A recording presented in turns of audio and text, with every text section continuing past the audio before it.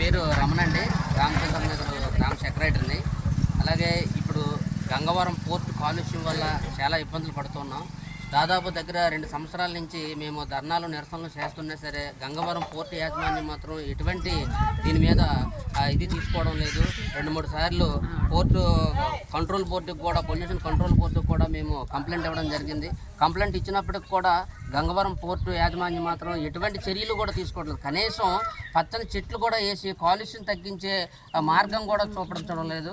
ఈరోజు ఎలాగుందంటే ఈ పక్కన Ramachandra Nagar, rickshaw colony, dairy colony, Burma colony దాదాపు దగ్గర 16 గ్రామాల ప్రజలు చాలా తీవ్ర ఇబ్బందులు ఎదుర్కొంటున్నాం. ప్రధానంగా ఇప్పుడు ఏంటంటే మాకు వచ్చింది ఏంటంటే క్యాన్సర్ వ్యాధి కూడాను. ప్రతి వీధికి ఒక క్యాన్సర్ పేషెంట్ ఈరోజు మేము చూస్తూ ఉన్నామండి. అలాగే చిన్నపిల్లలకైతే హార్ట్ అటాక్లు, అలాగే చర్మవ్యాధులు చాలా విపరీతంగా వస్తున్నాయి. కాబట్టి వెంటనే ప్రభుత్వం స్పందించి ఈ పొల్యూషన్ లేకుండా చేయాలని చెప్పేసి మా గ్రామ ప్రజల తరఫు నుంచి మేము కోరుతున్నాం.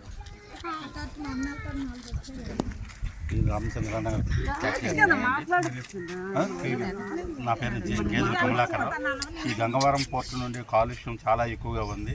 మేము ఎన్నిసార్లు డంపింగ్ యార్డు కోసము, గంగవరం పోర్టు కోసం మేము ఫిర్యాదులు ఇచ్చినా ఎవరూ చర్య తీసుకోవడం లేదు. కాబట్టి చాలా వ్యాధులతో గురి అవుతున్నారు ఇక్కడ ప్రజలు.